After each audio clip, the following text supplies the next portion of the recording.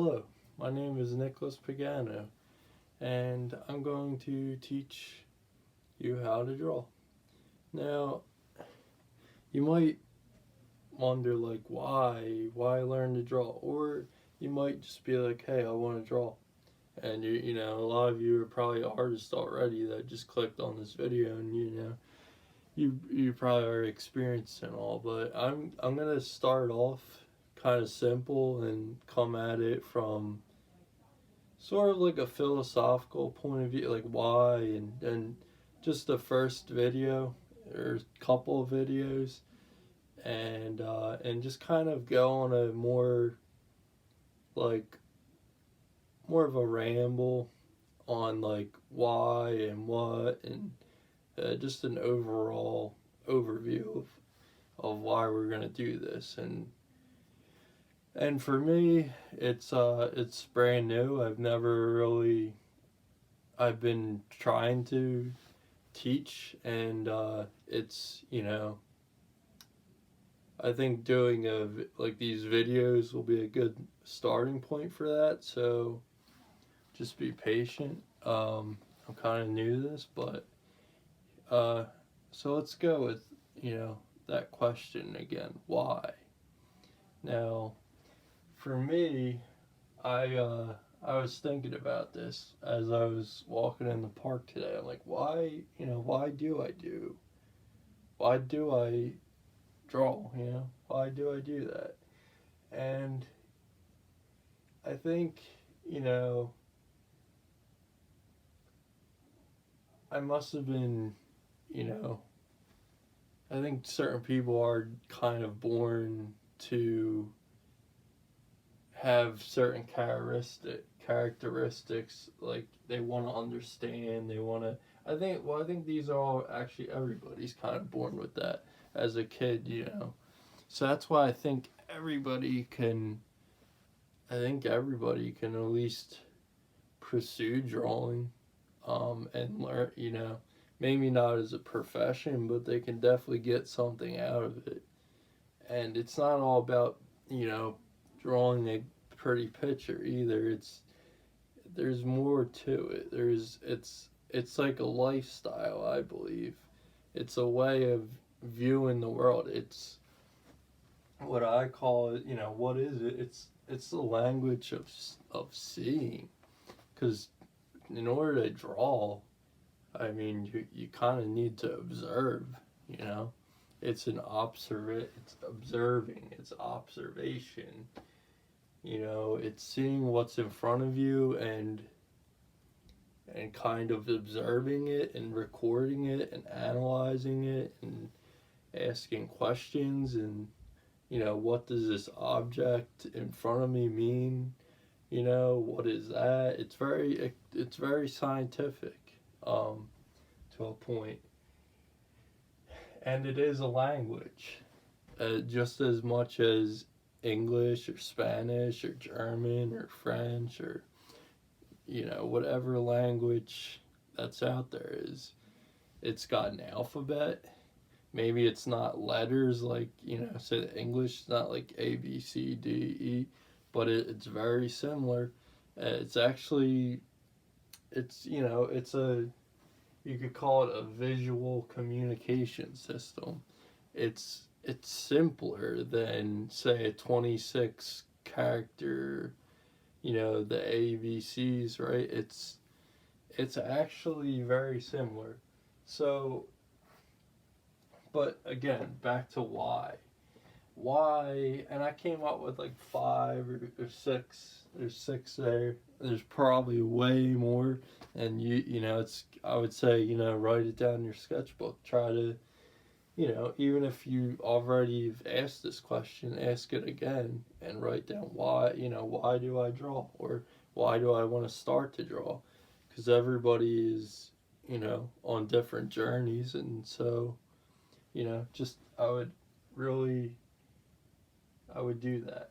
But let's say, first one I wrote down was understand. To understand what you're looking at, but also it could be, you're looking at something, but you're also understanding, what does that thing mean to me? You know, say, let's see.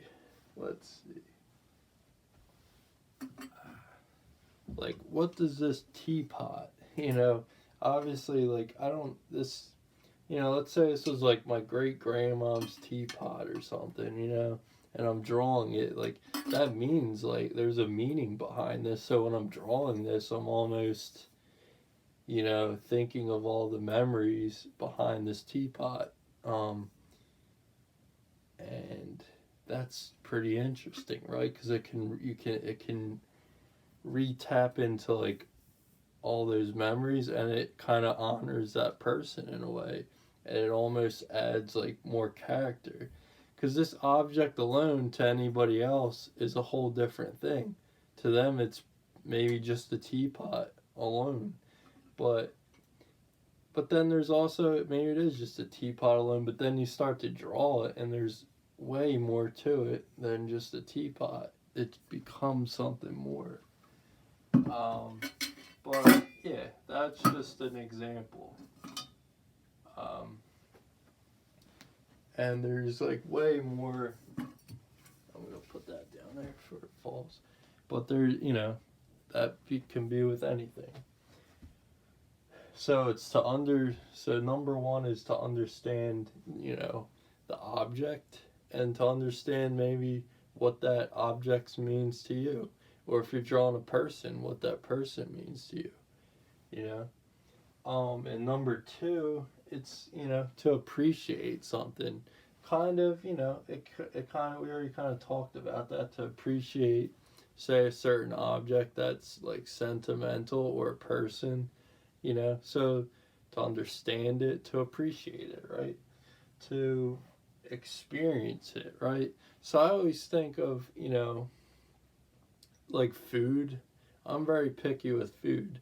And so, sometimes people are like, they might smell a certain food, and they just might, because it has a certain smell, and it's some reason we won't eat it because it has a certain color or a certain smell.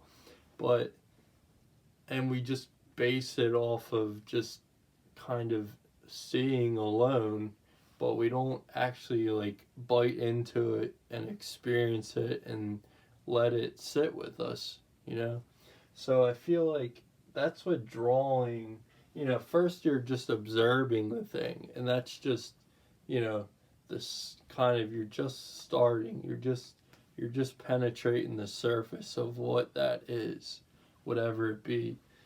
And that's the starting point. But then the drawing, then that's the tool in order to dive deeper into that thing. So first you look, but then you have this tool, and you're going to learn to describe and to, like, dig deeper. It's almost like that tool of drawing or painting or whatever. It's all a visual medium, right? It's this, like, almost drill or something to go delve deeper within that thing. So let's draw a diagram of that, actually. So let's say this is, like, the paper.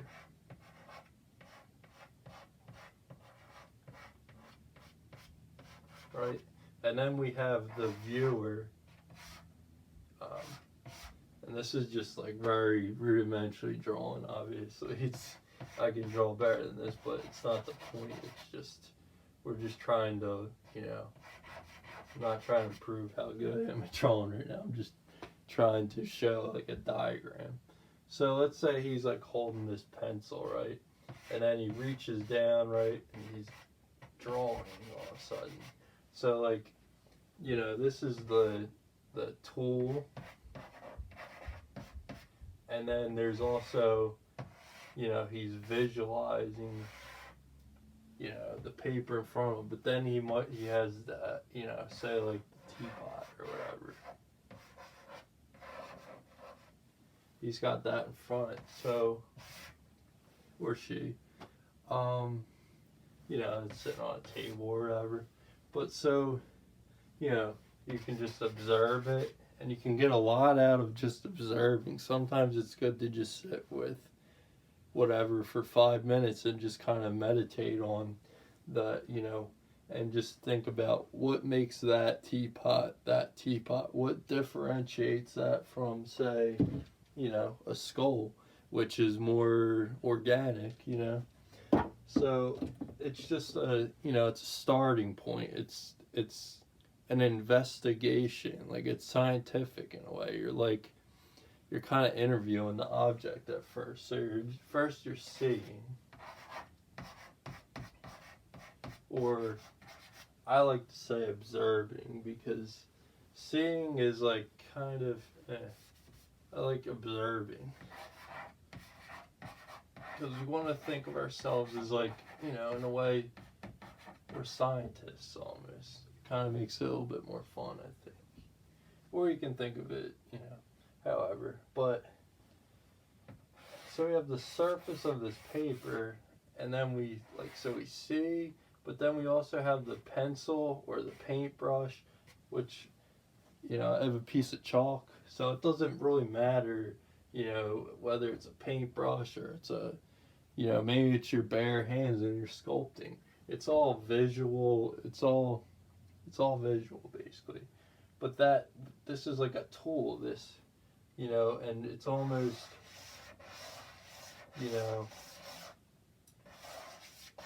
this is like the object that we're seeing. And then with this tool, say this is like the point of the pencil, it's almost like we're going deep, we're like drilling down inside of that object, and we're kind of losing ourselves in that thing. We're emerging, we're going within that thing, really diving deep. So we're understanding it, we're appreciating, we're experiencing it. We're taking a bite, like somebody might see an apple, right? But have they really experienced the apple? Have they eaten it, or have they just said, like, they could just be on the base level of it, where they're just observing it? They know it's red, they know it's round, they know it has a color, right? Everything like that. They know the characteristics of it, and that's great. That's the first point, observing. But the key is to then use the tool, which, if you're eating it, right, it would be a mouth.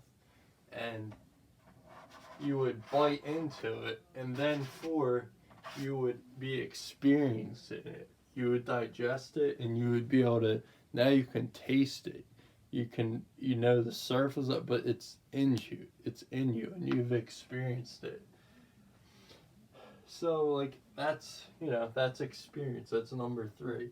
And I kind of went on a tangent with that one, but I think it's important to get, it gets you excited, right? I want to get everybody excited for this. So if I kind of go off on a lot of tangent, that's just kind of how I'm going to teach. It's going to be very, like, a lot of information. I'm going to try to, our next point, right, is slow down, right? So maybe I should slow down a bit. So yeah, let's take a breath and slow it down. So yeah, slowing down. That's what drawing or painting or sculpting can do. It's very much like meditation. It's very much like taking a breath in and taking a breath out. It slows down life. It puts you in a moment in time with, a single object or maybe multiple objects, and you're just observing and you're drawing and you're just in that moment, and everything else is fading away. And that's a beautiful moment. That doesn't always happen, because sometimes we're in this world now that is very, very crazy.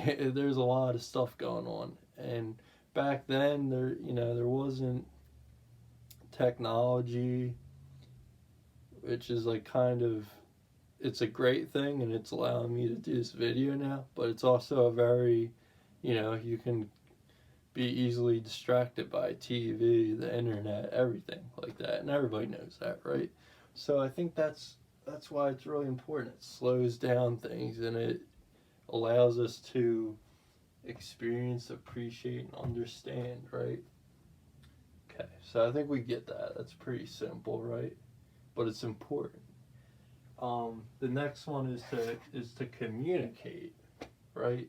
And you can, so communicate. Like, why do we communicate? We communicate because we have an idea, or we have an emotion that we want to express. So that's 5 and 6. You can almost, sort of say this is this 5 and 6, and this would be 7 actually. First you kind of, let's look at it as like you have an emotion. Say you're, let's see.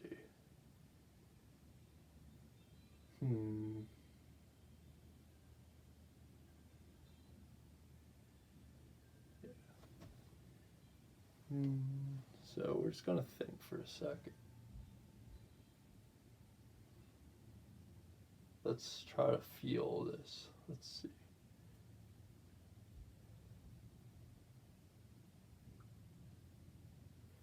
Let's take this skull, and like, the skull brings a lot of, feelings, right? People think about, probably a lot about death, but it also can represent life in a way, because we're living, it's underneath of us, and we're living right now, right? And it's, without death there is no life. And so we're really, like, there's ideas going on here, what does this object mean to me? So we're dealing with a lot of emotions, we're thinking about maybe people that have passed on, maybe, so we're feeling this emotion, right? And then there's the expression, which is, the drawing, right? When we're drawing this, like, we're expressing it, right? And, when you're expressing, let it be loose, let it be whatever, let it be what it be. And, you're always gonna be able to go back into it.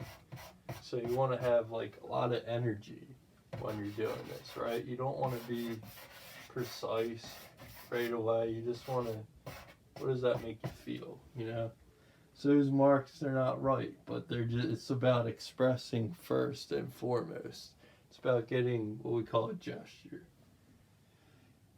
And it's not pretty, it's just, and that's not the end result, but that's not the purpose. The purpose is to get those emotions out, get something out. Just like me expressing by voicing all these ideas to you guys. And this is communicating all those, like, ideas of death and life and, all that kind of stuff. So let's say, I want to get, like, creative and think, like, oh, well, what if there was, like, a fetus or something? What if there was, like, a baby? Which is really creepy, but that's kind of the stuff I'm into. But you might be into, like, more, but it's also very, like, hearted too. So I don't know, it doesn't really look like a fetus, but that would be like a baby or something in there. Maybe that represents life, and this outward part represents death. So we have this interesting idea of, a yin and yang, like this balance of life and death, right? So that's interesting. That's like that's a statement.